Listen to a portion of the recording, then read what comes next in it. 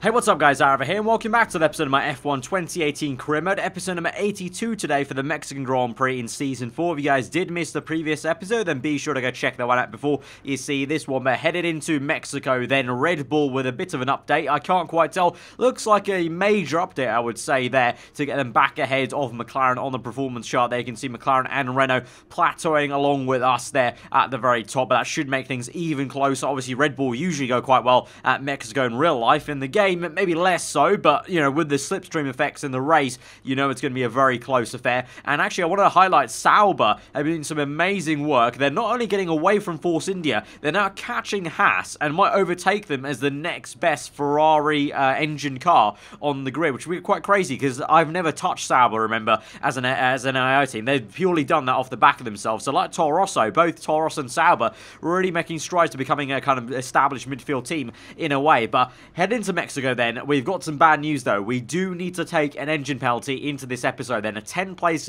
grid penalty, because we need to change the internal combustion engine and get an extra part. I've used all three so far that you're allowed and allocated, and all three of them now are yellow and are well over 55% worn, so they're just going to not be great power units to use, and you're definitely going to feel the negative effects of the power output. So we're going to change them out, and so that's going to be a 10-place grid penalty. We're not changing any other components, so only a 10-place grid penalty. So technically, if I was to get pole position, I could start at P11, and that wouldn't be such a bad thing. So we'll obviously see how we do as we're already into qualifying. We get through Q1 with some ease in P12 there, Raikkonen P9. The two Renaults looking strong, but there you go. Verstappen right up there in P2, though, ahead of the two McLarens, Fernando, Alonso, and Van Dorn, though, looking pretty handy as well. So just like was the case last episode, I think it's going to be quite competitive in terms of how the grid is, and I'm looking forward to the race not being full wet conditions, because that definitely was a very uneasy time at COTA, having the full wet conditions. You know, you can just you never know where you're going to lose a place.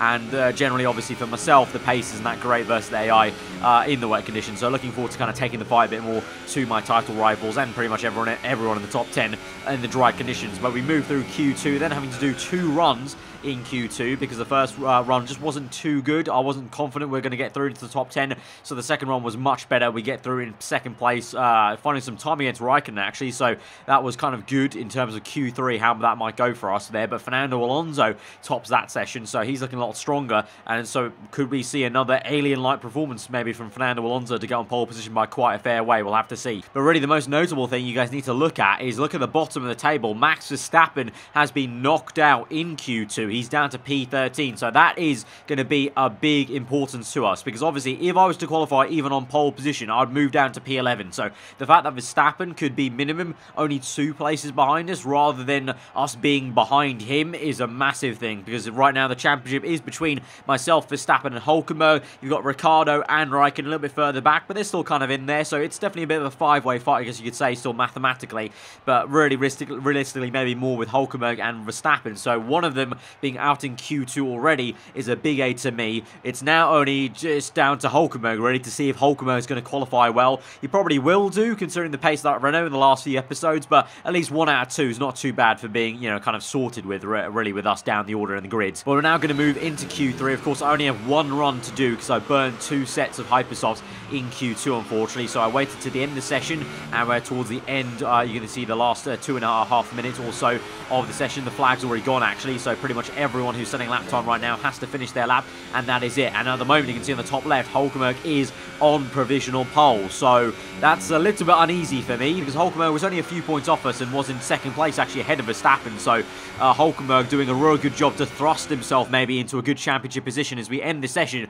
We finish up in a really nice 3rd place, actually, only behind the 2 Renaults, but the 2 Renault Works teams looking very strong indeed. But 3rd place will mean we'll start in P13, which should be actually right alongside Verstappen then, because obviously Verstappen will move up 1 place due to me, and I'll be right there in P13. So it'll be Verstappen P12, myself P13, so that'll be quite interesting for the race start. But with Hulkenberg on pole position, he's got a very good chance to win the race, so we need to be on maximum damage limitation tomorrow to not only first overtake Verstappen at the very start, but then also try and get any points Hulkenberg might get if he goes on to win this Grand Prix. Hopefully Carlos Sainz, Alonso, and Van Dorn can do something, and maybe even Kimi from P P7 there. But, you know, we've done the best job I think we can, because clearly the Renaults are very quick, so they've locked out the front row. So best of the rest there in P3 is the kind of best I could probably hope for, really, at the start of this episode. So let's just move on then to the grid, take that grid penalty, and get ready for an attacking Grand Prix ahead of us.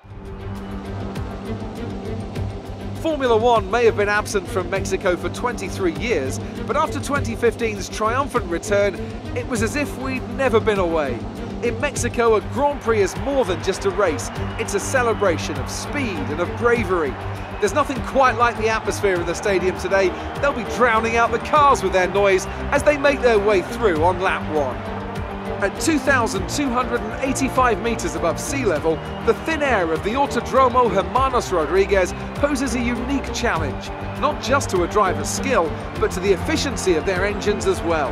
17 corners make up a lap of this 2.6-mile circuit, and you can expect incredible speeds in excess of 220 miles per hour, and overtaking too into the hard braking zones of turns 1 and turn 4.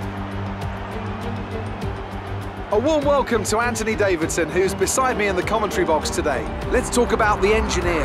What do you make of their performance so far this season? It's been a really solid year so far. There have been some incredible standout performances, but what's really impressed me has been the consistency. With this kind of form, I'm expecting another great race today. We're almost ready to go then, and this is what the starting grid looks like for today's race. What a qualifying from Fernando Alonso. He starts from pole position, edging out Raikkonen, who'll start P2. Looking down the rest of the grid, we have Gasly, Hartley, Valtteri Bottas, and Leclerc, Ricciardo, Hülkenberg. They've taken a grid penalty, Hamilton and Carlos Sainz. Verstappen, the engineer, Romain Grosjean and Magnussen, Van Dorn, Perez, Marcus Ericsson and Esteban Ocon. Sirotkin and Lance Stroll rounds off the grid. And now it's time to head down to the track. Right, so we've got some major developments on the racing grid. Both Renaults also have grid penalties here, as well as Dan Ricciardo, so we're all really close. Verstappen is right next to me, but Carlos Sainz is directly ahead of me on this grid, and directly ahead of him is his teammate Hülkenberg. So now we're a lot closer to our championship rivals than I thought so. The only one who's not right by us is Kimi Raikkonen. He's on the front row now, right alongside Alonso, who inherits the pole position with Gasly up into P3. So very interesting times now for this race. You've got all the championship rivals, barring Raikkonen, and I don't really count Ricciardo right in there quite yet, because they're still a few points behind. So the close-knit ones, Hülkenberg, Verstappen, and myself, we're all very close together. You know, I'm only 3 grid slots away from Hülkenberg now. So this race just got really interesting now, because we're all close together, and you never know what can happen. So we have a very good chance, actually, for turning this weekend into what I thought would be a for sure loss of points here. We could actually come in positive if we have the race pace over Verstappen and Hülkenberg later on the ultra-soft tyres. So here we go then to 5 red lights to the Mexican Grand Prix. 36 laps ahead of us here, and we're underway, and it's a good start for us. So we could try and jump Verstappen straight away. We try and get a bit of a toe on Carlos Sainz, but Verstappen himself gets a toe on Hamilton. We're going to pull to the left-hand side, try and grab a slipstream off Hamilton. Sainz and Hülkenberg staying to the inside of the circuit. Oh my God, no way! We've just been spun round by someone. We're in the wall, front wing off, and that is a calamity, a disaster. Oh my God. Are you serious? We're down to last place now. Front wing off. I have to do the entire lap without a front wing. And so it's gone from what I thought was going to be a positive Grand Prix for us. It's turned back into a negative one. We've been spun round by, I think that's the Haas car. Or one of the Haas, either Magnussen or Grosjean there, spun into the wall. Very lucky to be still in the race, but here we go then, back on board. Let's check a replay out here. So obviously I was thinking about making a move on Hamilton and Verstappen, but then just tagged round, and I did not even move left or right. I was going in a straight line, dead straight line, and it's Grosjean is the culprit. And the entire time my car is going in a straight line, and look at this, even now it's still straight until the point where it spins round. So even whilst Grosjean was making contact with my car was still dead on straight going towards turn 1. And Grosjean, I guess the front tyre, the robbing of the front wing, just rotated my car on the rear right tyre into the wall, and so we've been wiped out by Grosjean there, front wing off, and we're now last place, having to do a whole lap without front wing. And now we look at the replay though, look at this stonking getaway for Pierre Gasly then. That's actually a disgustingly good start. Up into first place then from third place on the grid. Gasly with a double overtake on Fernando Alonso, who tries his best to defend first place, doesn't quite do it there, so he goes in second place. Raikkonen down to third, and then behind we've got Hülkenberg, who's going to try and attempt to overtake Valtteri Bottas there for what will be a P5 or 6 on the road. Doesn't quite work out for him, but a great start for Pierre, so that's good news for me in terms of at least Hülkenberg didn't make that place on Bottas, but that was Hülkenberg already up into P7 then around, and he started just two grid slots ahead of me, 3 grid slots ahead of me, so he's already made massive ground up, and so pretty much he's already negated his penalty, whereas I've gone all the way down to last place. So I'm last. Hülkenberg, Raikkonen's around P3, Hülkenberg's around P7, I think Sainz is around P9 or 10. I think Verstappen didn't gain much time there on that start from what I saw in Hamilton. I think he was still around maybe P11, P12. But the point is, I'm now 45 seconds probably off the leaders. Do I even have any hope in this Grand Prix? I really don't know. So we just move on then through this Grand Prix. My job just trying to go as fast as I can and basically race myself, race the lap times, and try and chase after this entire pack that's still racing then. Raikkonen P3. I've gone to Ultrasoft tyres, by the way, so we're still doing effectively the 2-stop, but I'm just stretching both of my Ultrasoft stints by a few laps then. So we're actually still technically doing the same strategy, ironically, even after that crash. But Raikkonen tries his luck into turn 1 on Alonso. It doesn't quite work out there, but he have a second bite of the cherry maybe. I think this is still on lap 2 then, because no DRS available for Raikkonen, so pure slipstream then and power of the Ferrari engine round the outside of the Renault powered McLaren there, down the inside then to the right hander. Really nice move that is going to be if he can pull it off. Still side by side, lovely sequence of corners between the two former Ferrari teammates. Raikkonen doesn't pull it off though, and Alonso pushes him off to keep P2 for now. Gasly getting away in P1, so could we see another surprise Toro Rosso victory? We got one last season at the Singapore Grand Prix. Meanwhile now, look at that, Hülkenberg chasing after Brendan Hartley in P4, so Hartley is up into P5 now of this race, so he's made an absolutely great getaway from his engine penalty, and Sainz down the inside of a Sauber trying to get into the kind of first part of the top 10 there. That's the Red Bull of Ricciardo. Verstappen is still yet to overtake Magnussen and is still outside the top 10, so at least that's some little solace that my one of the championship rivals is not scoring any points at the moment, but Hülkenberg, Raikkonen and Ricciardo all are, and at this rate, if I'm scoring no points and Raikkonen and Hülkenberg are scoring that highly, Hülkenberg will definitely overtake me in the championship, but Raikkonen could also get pretty damn close if he's scoring near, 15 to 18 points depending on when he finishes. And if I get 0, Verstappen gets 0, he's right back in it. So this could actually completely turn the tables. And, for the likes of Ricciardo and Raikkonen, this could be a race that gets them back into the championship hunt as Verstappen finally gets past Magnussen there. And so even he might be on the scoring board. So this is all rather bad. This is worse than bad. It's a horrendous situation to be in. We are catching up to Stoffel Van Dorn by lap 10. So literally, I've been pushing now flat out for 9 laps. There's not been anything to show you guys because I've literally been racing clean air. By the time I catch up to Van Dorn though, unfortunately he comes in the pit lane straight away. You guys know how much I like an on-track overtake. It was so frustrating to push for 9 laps, see a car finally, I was like, oh, I've got civilization, and then he comes straight into the pit lane, so that was quite frustrating. And so finally then it moves on to lap 16 then, 6 laps later, and we're now closing up on Kevin Magnussen, that is, Ocon in the pit lane, Ericsson in the pit lane there, so actually getting up the order into P14, which is actually quite nice to see, but obviously I have to make one more pit stop in this race. And so we move on to lap 17. We're going to come in now for our pit stop then. So the tyres have gone quite a long way. That's 16 laps on Ultras. We'll go another 16 plus on another set of Ultrasoft tyres to the end of the Grand Prix. And so we still could be in an okay position of like P14 to 13, but it's still not going to be points paying position. So we're going to have to hope for a bit of a miracle and some good pace and some traffic maybe for others up ahead. If we want to really make a mark on maybe like the top end. I'm not really expecting anything more maybe than, maybe P10, P9 would be better than nothing after that horrendous getaway. But obviously the Ferrari was one of the best cars on the grid, so obviously we do have pace to come back in this race. It's just been a fairly kind of frustrating and lonely one for me, to be honest. But as we do move on, through this Grand Prix, we are going to slowly actually catch some cars here. Lap 19, we get some action here with Lance Stroll in the Williams car. We're down to P18, of course, with our pit stop being made, but we will gain some more positions back once others have made their second stop of the afternoon. So I think with P18 now, we'll overtake hopefully Stroll. He actually holds him out quite a fair bit here in the corners. You can actually really see the difference. Obviously on the performance chart, Williams are so further back from everyone else, and you can actually tell visually speaking through the corners. They're literally like a snail versus like a hare or a rabbit or whatever you want to say, whatever kind of mammal or animal you want to say against a snail.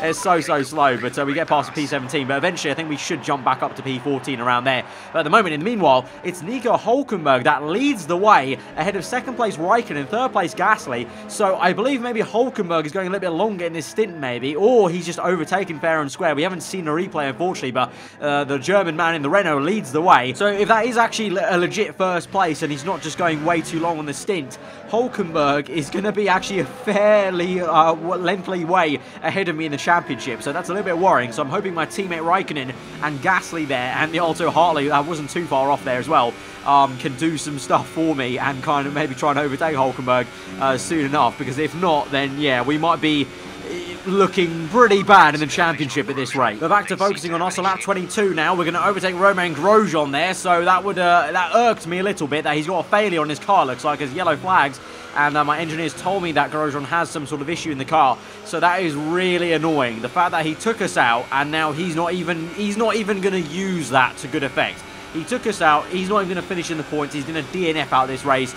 So frustrating, so frustrating. I hope Ferrari do punish Haas a little bit at some point, because that's the second time now we've had a junior Ferrari kind of driver do something to us. We had Leclerc at Spain that took Raikkonen out and nearly took me out at Spain, and now we've got Grosjean. Obviously he's not a Ferrari junior driver, but he's driving a Ferrari powered car, and obviously Haas has quite a big affiliation with Ferrari, so yeah, just that definitely irked me just a little bit. Seeing him so slow there just was, yeah, no point to it. But anyway, we move on then onto lap 24, overtaking Esteban Ocon then up into P13. So we are making some progress here. Bottas up ahead in P12. So, and then after him, you know, a little bit of space, but then you're getting to, you know, territory of P11 and P10 for the points paying position. So not all hope is lost. I actually have some glimmer of hope that maybe by the last lap, lap 36, we could be right on the back of P10 for 1 championship point. And you guys well know, especially from last season, the championship was decided between me and Alonso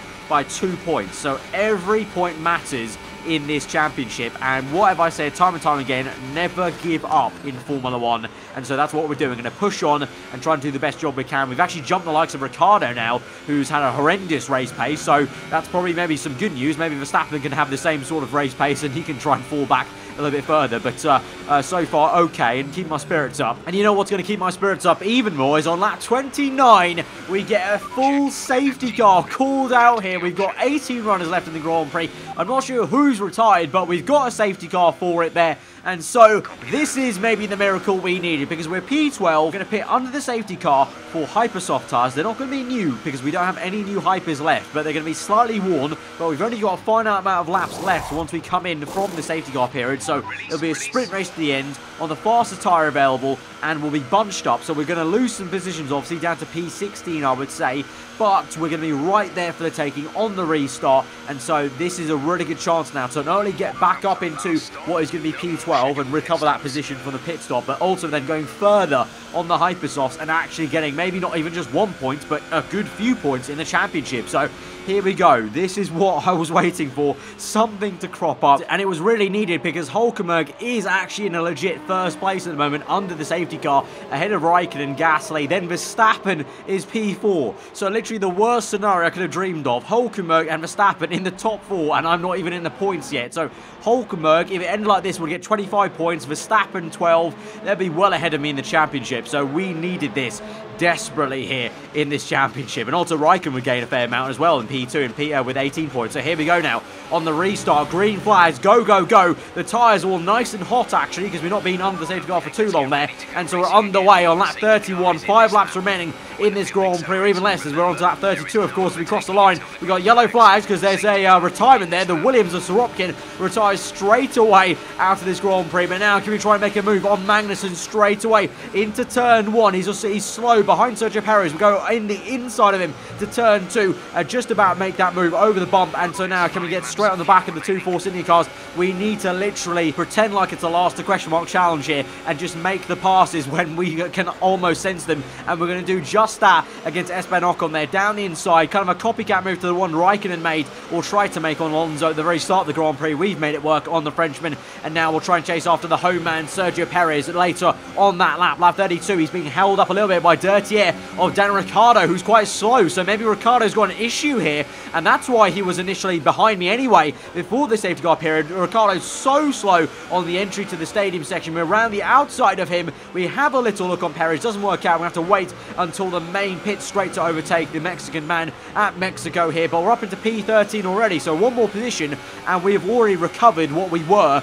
before that extra pit stop under the safety car. And so from now on it's all just positive gains from where we were in that Grand Prix, if you see what I mean. No DRS activated yet after the safety car. We have to wait 2 laps for that, but with overtake mode on ERS, Rich Mix going to pull to the left hand side, the outside move for turn 1. It will turn to the inside for turn 2, and so that's going to be up into P12. Bottas is next, and then you got the Sauber, I think that is, of Marcus Ericsson. So we're looking good maybe, but at this rate to try and catch up. But here's a replay then of the restart. Hulkenberg P1, Raikkonen P2, P3 Pierre Gasly, P4 Verstappen. But here goes Raikkonen then, and he's doing a great job for the team, for myself as well, to push down Hulkenberg and Raikkonen up into first. But look at Pierre Gasly go. The Frenchman makes it 3 wide momentarily. Could he go down the inside to lock up down the inside of Raikkonen? What a great replay to watch there. I'm very glad we got this captured, as Gasly now side by side for the race lead. It's absolutely hammer and tong between those two there. The Frenchman driving for his life here. He can sense a second race victory for Toro Rosso maybe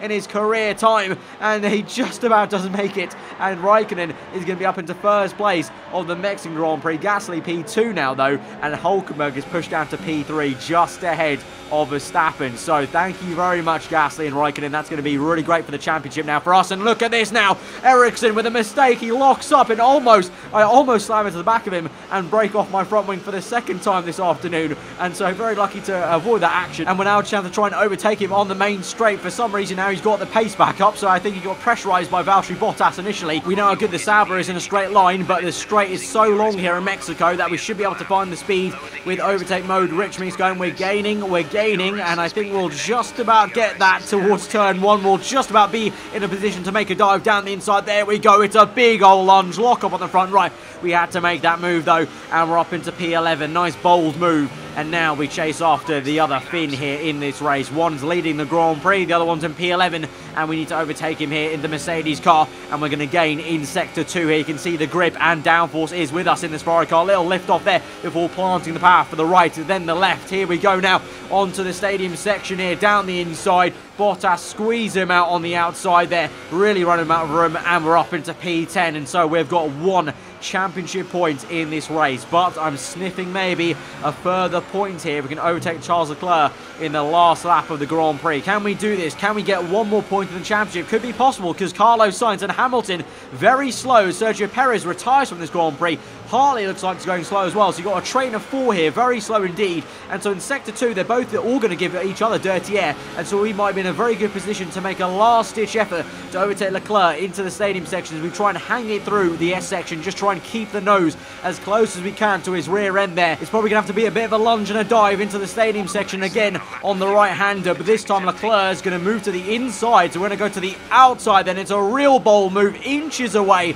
from his left-hand side tyre there on my right-hand side. We even try a cheeky little lunge on the outside of Sainz, but get squeezed down, so the fanfare comes out. Raikkonen's won the Grand Prix, but we come home in P9 from initially being without a front wing in last place, 45 seconds away from the lead. How about that?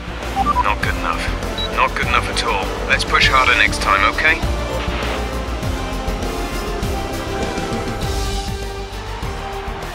A great win then for the Maranello team today. So, Ant, how exactly did they set themselves apart from the pack today? Well, I'd say it's just raw pace, plain and simple. I mean, we could sit here and talk about strategy all day, the overtaking, looking after the tyres, but at the end of it all, if you want to win, you need a package that's got the speed over everyone else, and that's exactly what they had today. So, here they come now, out onto the podium.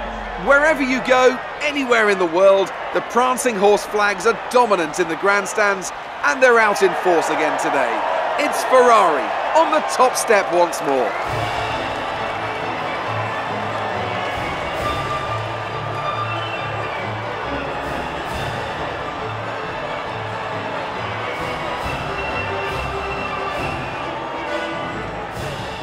So even after that, my engineer very harshly says that's not good enough, but I think that's a pretty good recovery from what was there. Obviously not ideal start, but we made the most of it. Raikkonen though, first place, Hulkenberg in P3, Verstappen P5, Ricciardo with no points, so at least one of our championship rivals didn't score any points, but Raikkonen, Hulkenberg and Verstappen come away with some good points hauls there, especially Raikkonen and Hulkenberg, and I think the championship might be uber close as we move on. I wasn't kidding, was I? It's actually, we're level on points with 2 races to go. Raikkonen, Hulkenberg and myself are level on points of the Drivers' Championship. It has never been this close here. Absolutely amazing. Verstappen's not too far off me as well on P4 there as well. That is absolutely crazy now. The last 2 races, Brazil and Abu Dhabi, are going to mean so much now for the season, for the championship rather. And it's going to be really hard actually because Renault have been so quick. Raikkonen's won this Grand Prix, yes, but even the Ferrari hasn't looked amazing the last few. But even so, you know, Raikkonen's looked a little bit better than me in this second half of the season. And the Red Bulls have also still been there, there or thereabouts. So this is genuinely going to be a very hard championship to try and wrap up here. And I just don't know how it's going to go because Brazil's going to be really tough. That always is for myself. And Abu Dhabi as well is so harsh on tyre wear and just the tyre temperatures. This might be a very, very tough one, you know. This might not be a happy ending for us. The constructors, it might do because we're top still, ahead of Red Bull there, because Raikkonen and myself doing some good work in the championship, being, you know, level on points together in joint first, means that in the constructors championship, we're doing very well ahead of Red Bull. So I think we will be bringing the championship maybe to Maranello, knock on wood, because you never know. Renault and Red Bull are still there, and Renault actually might be looking to overtake Red Bull for a late surge to second place in the championship, which would be immense for the Enstone Renault Works team if they can surge to second place after looking like the 5th best team at the very start of the season. They've done some brilliant work to upgrade in the second half this year, but what a bonkers race that is, and that's literally blown the championship literally wide open now because all level on points. Everything's to play for now at the Brazilian Grand Prix. And I literally can't say much else, really. That is all to say at the end of this episode. So, guys, if you did enjoy that episode, smash that like button. Let me know what you thought in the comments below. If you're around here, do get subscribed for weekly full-on content. And all I'll say is you better tune in for the next 2 episodes, the Brazilian Grand Prix and Abu Dhabi, because strap yourselves in. It is going to be quite a whirlwind ride to settle this Drivers' Championship and Constructors here in this F1 2018 Career Mode Season 4. But I've been aarava. I hope you enjoy the rest of your day. I'll see you guys next time. Goodbye.